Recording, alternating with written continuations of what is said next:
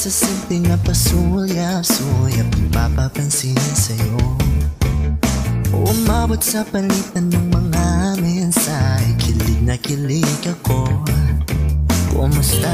Kain na? Hello, magandang umaga. Ingat ka, pahinga, huwag kang masyadong magpupuyat pa. Naramdaman ng puso ng dahan-dahan akong nahuhulog sa'yo. Sa kada araw natin na pag-uusap, mayroon nang namumuo. Ngunit di ko na alam kung anong patutunguhan. Ang hiling ko lang naman na itong naramdaman.